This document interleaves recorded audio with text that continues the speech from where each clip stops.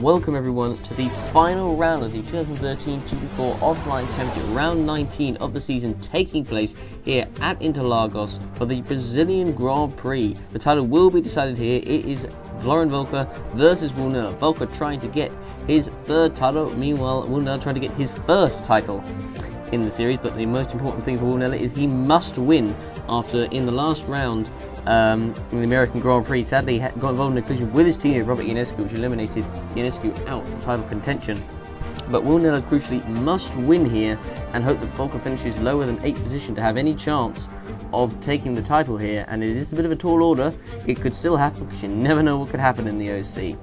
But anyway, we're going to have a look through the track as we head to look through the Center S's, where we've had a number of incidents and collisions in the past. Seen here Joseph Willows having the crash in 2007.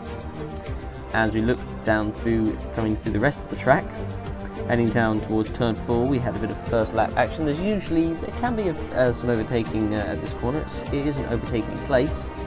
As we head now out of the midsection of the course, we look at the infamous incident in 2011 where Georgia had a collision and went down the grass. And that is having a look at the certain action spots of the race. The tyres we'll be using for this Grand Prix will be the hard tyres, as well as possibly the into some wets if the weather is bad. But Zachary Fitzgerald is given the driver of the day, and the race is given an 8.5. But anyway, the grid for the Brazilian Grand Prix. Joseph Willows taking his first pole position of the season, with Nicolas Gal alongside him in second. He is also about to retire the race after the last race in America. Jay McKenzie in third, with Florian Volker in good contention here in 4th position. George Roque in 5th, with Woolner crucially behind him in 6th position. Onto the 4th row of the grid, Omar Carr is in 7th, followed by Waze Kuba in 8th. Moving down onto the 5th row of the grid is Robert Ionescu and Alex Southgate. Moving on to the 6th row of the grid is Vedran Vedrina and Kirosima De Rosa for McLaren and Sauber respectively. 13th and 14th is Oliver Glazebrook and Zachary Fitzgerald. A very impressive qualifying by him in the Caterham. 15th place is Ricky Hartley for Force India. 16th place is Rick Yan for Caterham.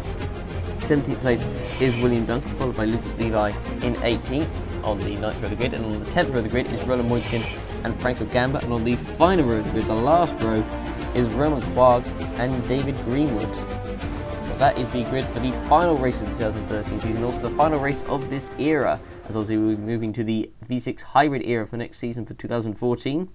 The weather, as you can see, for this race will be bright sunshine, no chance of any rain, so let's get this race going, shall we? I'm very much looking forward to how this race is going to go, so let's get on with it, shall we? Dry weather, and usually, I mean, the weather can spice it up, but this week, or this race anyway, it will not. But as we're looking now for the final race of the season, the lights are about to go up for the final time. 71 laps here around this famous Interlagos circuit. The lights are now on. We have 5 lights on. And we have 5 lights out, and away we go for the final race of the season. And who is going to get the jump into the first corner? And the answer is it going to be Willows or is it going to be McKenzie? And McKenzie actually takes the lead going into the first corner. What a start by the Mercedes driver, as Willows has been left behind as the 2 Red Bulls are right behind each other, Gal and Volker. Volker's crucially made a great start up into P3 ahead of his teammate. That is exactly the start he would have needed, and not the start that Woolner would have wanted at all, as now Gal's trying to make a move on Volker. He won't like that. He can't quite do it, as Roque just about slips through ahead of Nella behind him. This has been a great start so far, as we're looking at Roque right behind the Red Bull of Nicolas Gal. So they come through the right-hander into the tight, twisty section for the first time, coming into the infield section, so to speak. Then they're in 6th, Carl Kuba in 8th position. 9th place is Ionescu, 10th place Southgate can make the point for Petrina just behind him in the McLaren. Looking through the rest of the order, has everyone made it through safe and sound? And it looks like they have. There actually has been no damage caused so far yet, so I'm very impressed. Usually there is something that happens going into the Center S's for the first time, but fortunately nothing has happened so far. As we look at the Red Bull of Volker, who's closing up behind Joseph Willows here, and will he make a move going into the first corner into the Center S's? I'm not sure, as we're looking at him as McKenzie set the fastest lap of the race, and now Volker is right behind Willows. Is he going to try and make it on the inside? No, he doesn't. He can't quite make the move there. And as we look through, Volker right behind Willows. Is he going to try and make a move coming into turn 4? He's got the slipstream. He's right behind him. Mackenzie's already getting a little bit distance away. And now Rogue is also making a move on Gal behind him. Volker on the inside of Willows. Has he got it done? And yes, he has. That's a great start. Exactly what Volker needed as Rogue gets past Gal for 4th place there. Looking at Vedran Virginia, who is right behind Ionescu, who's moved up a place to 8th. As Kuba's gone down to 10th. So I think he's lost a couple of positions. It looks like as all the cars slot through on the first lap, as we're looking now at Volker, who is already right up behind Jim Mackenzie. He's caught up to him. He's got away as George Rogue has actually moved up into 3rd position. As Volker is now on the inside, it's side by side coming down the front straight, and Volker is going to take the lead of the Grand Prix. And right now he is in contention for the title. He is going to get that title right now. It's looking pretty good for him, I have to say. As we now look at Jay McKenty coming into the pits for the first time for Mercedes, and let's see how quick the stop will be for the Polish driver, who's confirmed at Mercedes next season. Is still not sure who is to be confirmed as his teammate, if it will be Roke or Willows. It's not 100% confirmed yet, so it'll be known after this race who is going to be in the driver's seat. As we look at, speaking of Mercedes, we look at Roke, who now comes in for his first stop of the race on lap 14. Let's see, how much fuel they put into his car? The answer is 20 laps, so okay, no pressure. 2 stop, I guess. I'd imagine. It'll be a long stint if he does go to the end, so we will have to see about that. But I think it'll probably be a 3 stop by the looks of it. As you look at Roke coming out the pit, 6.4 second stop, quite slow compared to what it usually is, but he comes out anyways. We're looking now at Florian Volker, who is actually behind his rival Will Nella here, and it's not looking good for Nella right now. He's not really had the pace compared to Volker. Volker's looked really good this race, and now Volker's on the inside, side by side with Will Nella, and he's going to overtake him here, and yes, he does. He is now up into 4th, and for Will Nella, it's not looking good for him right now. That first title lead once again eluding him, and he's got 20 laps of fuel, so he's got a while back to go. So they've put him on a, looks like a one-stop strategy by the looks of it, and well, it doesn't look good at all. And oh dear me, that is looking pretty awful for Will Nella right now. He's not going to be happy. Another chance of the title is sadly blown. As we know, he's going to Williams, and will Williams challenge for the title? Not sure, but it's not what he wanted anyway. As we look at the cars coming out the pits, there's Kuba and there's Carr. As we look down the rest of the order, there's De Rossa making his way into the pits. And let's see where he comes out on track. So he's now down in the lower depths of the order, down to 17th. I don't believe you've actually had any retirements so far this race, I believe, as he comes out in, it looks like 18th place. No, in fact 19th place. It's now Nicholas Gal comes in for his first stop of the race. So he's gone quite a long way on this set of tyres, and let's see. So I imagine he'll probably be on a 2 stop. Let's have a look at the fuel they put in. 34. Okay, no pressure. Just prepare yourself for the first gear. Yeah, he will. He won't be going to the end, but he's going on a long stint on these tyres. So that should be very interesting to see how that works out. So he'll be going up to around about the mid lap 50s, into the 50s. So between probably lap 55, maybe, probably around that, around the middle, I'd say. As we're looking at Ionescu coming around the final corner, there's Kuba, there's Carr, there is, let's have a look at who else is in the order, and this Carr comes into the pits. As we look at Roland Moitian now making his pit stop just in front of Carr. Okay, no pressure. As Carr comes in, and how quick is the stop? 14 laps, 36, so on a similar strategy to what Nicholas Gal is on right now. As we're looking at Roland Moitian, who is coming out of the pits. It is, there's the Marussia. As my car comes out, it looks like in P19 there's a battle between Greenwood and De Rossa coming into turn 4. Who is going to make the move? I'm not sure who's made it. And oh, there's a car out on the side, and that is Rick Yan, whose car is out. So that's coming into the infield section of the track. And so I don't know what's happened to him. I don't know if he's had an accident or he's had a problem. So I guess we'll find out in a minute with his car. And it is a puncture, in fact, that has put him out of the race. And I believe that is actually the first retirement of the Grand Prix. As we're looking on board with the Chinese driver. As he comes through, he's running a V13. And yep, there's the puncture and he comes through, and oh, so he actually goes off on the grass. He does actually a similar thing to what George Roque did back in 2011. He goes off wide and then just drifts off eventually into the wall. So unfortunately for Rick Yan, that is his season now over, and the first retirement of the races of the car, as you can see, just gradually goes down and down and down, and it will eventually hit the wall.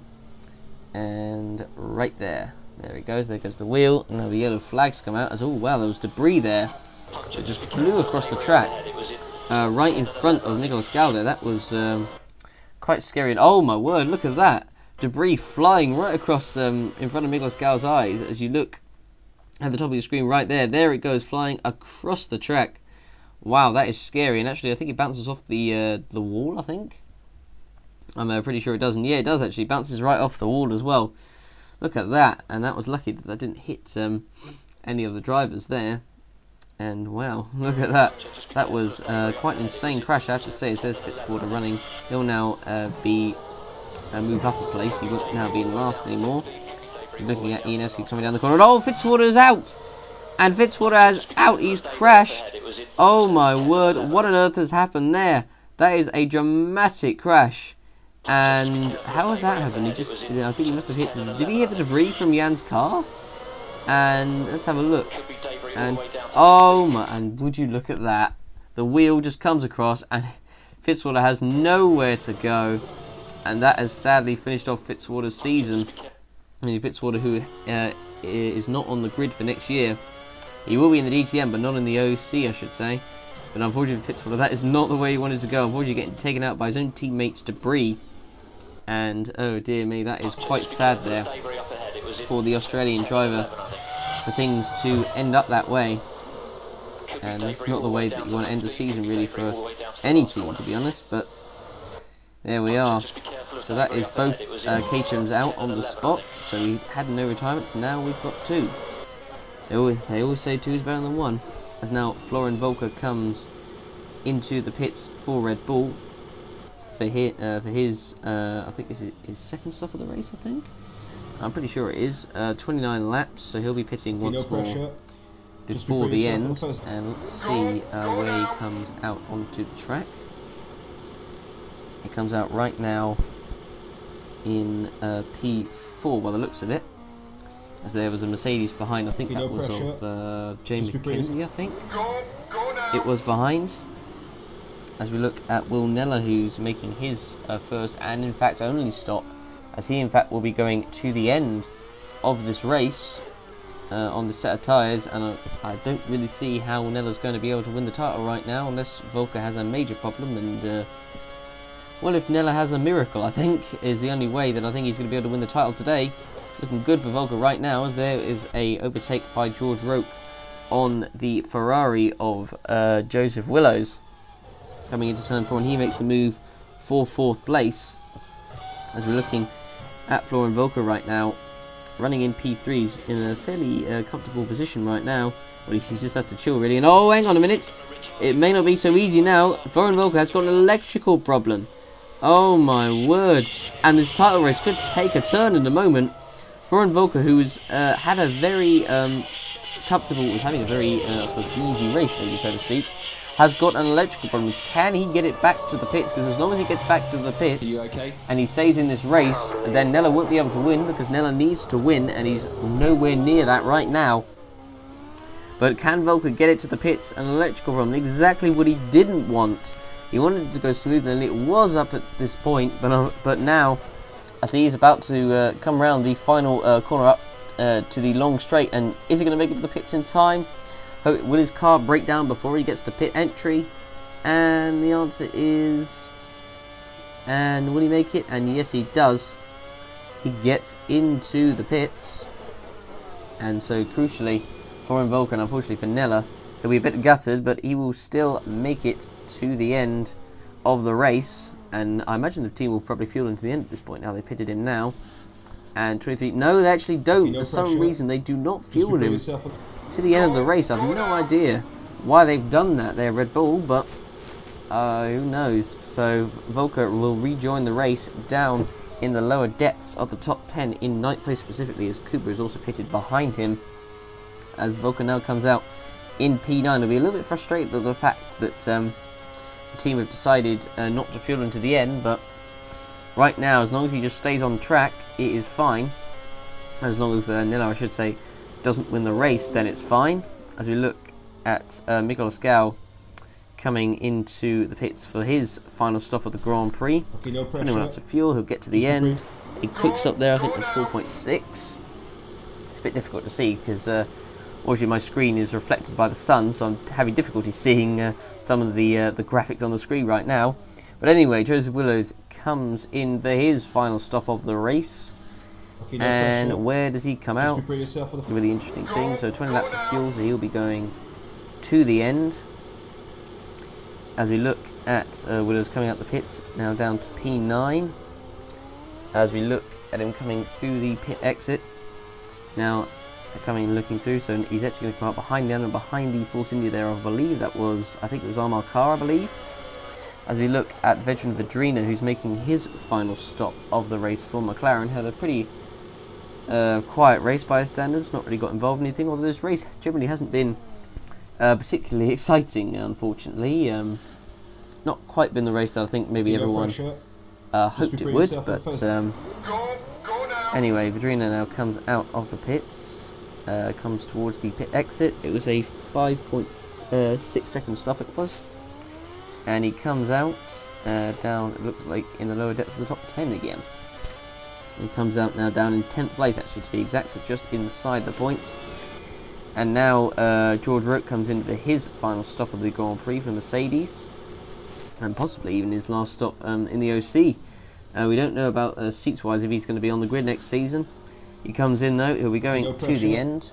Just prepare yourself for the foot. And let's see where he comes out onto the track. So he comes out down in, looks like probably still in the top 5 by the looks of things.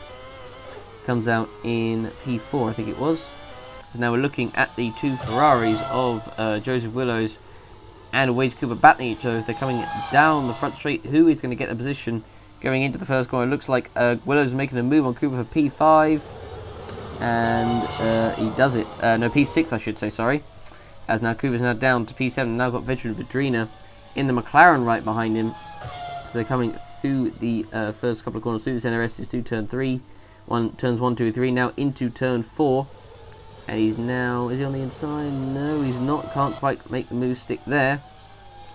There is Wade Cooper coming through. So now we're looking at Florian Volker, who, probably annoyingly to him, makes his final stop of the race. And now comes in. And let's see where he'll come out onto the track. He'll come out in the points, I believe. But at the moment, he just needs to finish, because right now Will Nella is not going to be able to win the title. It has gone Volker's way, and unfortunately Vanilla, it hasn't gone his way, sadly. So as Volker comes out, he's going to come out in, looks like P8. As we're looking now at the battle for 6th place, excuse me, between Volker and Kuba. As they're coming now down the front straight, is Volker going to be able to make a move into turn 1 ahead of Kuba, and he's just about alongside. It's side by side. Is Volker going to have the move stick into the first corner for P6, and still side by side of Volker? No, he can't quite make it, although Kuba goes a little bit wide, but he can't quite make the move stick there, so he has to stay behind him for the time being. But right now I don't think it really matters, because Florian Volker, regardless of if he overtakes him or not, is going to win the title. And now we're looking at him, because obviously Wilner is actually behind him in the order, in fact, so I think that just about confirms it, really. As he is your race leader, Miguel Ascao. We haven't seen much of him this race. Had a very, well, he's had a good one, because he's about to win by 21 seconds, so that is a pretty comfortable margin. And Gal, probably, had he not had what happened to him in America, he would have been in the title race in this one, so it's probably, in his case, the one that got away. And I believe actually, if I believe my calculations are correct, Gal will actually take 2nd place from Will Nella in the standings. And as he comes now through the S's section, or well, not the S's, the infield section, so to speak, Miguel Ascao set to take the final race win, the one-time champion. Obviously won the series back in 2009. As now we're looking at him coming down through the final couple of corners. So Miguel Gal is, you could say, it's the one that got away from him, because he's now coming up through the final section of the track, coming now down through past the crowds onto the final straight as they come now down through past the pits. Miguel Gal takes the final race win of 2013. Congratulations to him. He takes the win and takes second place in the championship. Jamie McKenzie, a disappointing race for him, comes across the line in 11th place. Robert Ionescu, it's a good way for him to finish the season as he is set to come across the line in second place as he comes now down the pit straight and now officially comes across the line in second. Roland Moyne is set to come across the line in P12. Not exactly the race that he would have wanted. As we look now down at the rest of the order, Roke comes across the line in third. As we look at Roman Quag coming across the line in 20th position in the final point spot. William Duncan in 14th, Lucas Levi in 15th. As we look at David Greenwood in 16th. As we look through the rest of the order, Willers in 4th, Virginia 5th. As we're looking, and as you can see here, coming across the line, Florian Volker doesn't quite overtake Kuba, but it doesn't matter. Florian Volker is the 2013 GP4 offline champion. Congratulations to him. What a season it has been for him. And he takes the crown from Will Neller, who comes across the line just behind him in 8th place. It's been a great season for Volker. It's exactly what he wanted. And he takes another title for Red Bull, so well done. This has been a fantastic season for him. It's been a good season for Neller also in his return. So here is the final and full race results with Gal in 1st, Ionescu 2nd, Roke in 3rd, Willows 4th, Virginia 5th, Kuba 6th, Volker 7th, Neller 8th, Vicky Park 9th, and Southgate 10th, with the following drivers a lap down: Jay McKenzie, Roland Moyton, Oliver Glazebrook, Duncan, Levi, Greenwood, De Rossa, Carr, Gamba, Quag, and with Fitzwater and Yan not finishing this race because of the collisions that they had. The fastest lap was set by Florian Volker, in fact, ahead of Gal in 2nd, with Roke, Ionescu, Virginia, McKenzie, McWillows, Hartwell, Southgate, Kuba, Glazerick, Neller, Moyton. So Neller's pace was really off. Moyton, Gamba, De Rossa, Carr, Levi, and the rest of the order on your screen there. So there we go. That is the final race of the season. And now let's take a look at the final driver standing. So Florian Volker won with 220 points, with Gal actually only 10 points behind on 210. So imagine if he hadn't retired in America, how different that could have been. Neller in 3rd, McKenzie in 4th, and look at the gap to Roke in 7th place. Just 5 points separating McKenzie, Kuba, Ionescu, Roke, with Willows a further bit behind in 8th, with Virginia 9th and De Rossa 10th, with Hoxane, Carr, Glazebrook, Greenwood, Holst, Southgate, Quag, Moyton, Duncan, Gamba, Levi, Fitzwater, and Yan completing the rest of the points.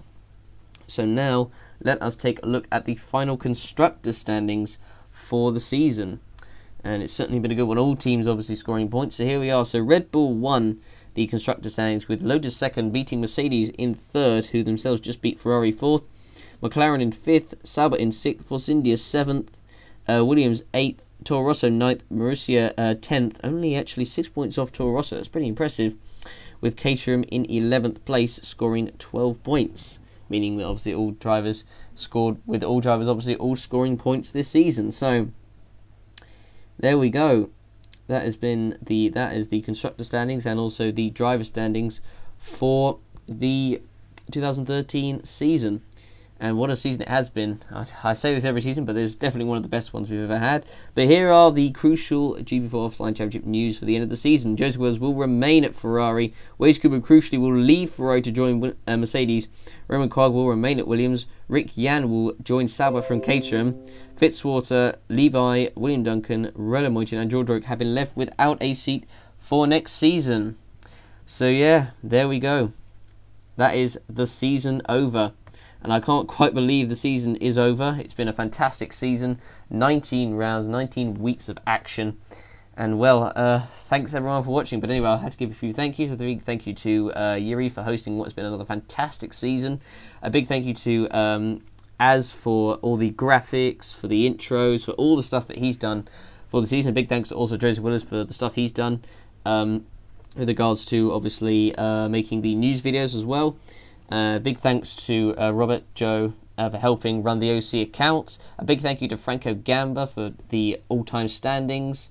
And a big thank you to you guys also for signing up to what has been another fantastic season. I'm trying to think if there's any thank yous that I've forgotten about. I've thanked Gamba, as Joseph Willows, Ionescu, and Yuri, of course, most importantly. So, yeah, so apologies if I forget anyone, but obviously just nag me in the comments if you didn't. But anyway, guys, thank you very much for watching what has been another fantastic season in the GP4 OC. We will see you next week for testing for the 2014 GP4 Offline Championship season. Thank you very much for watching, everyone.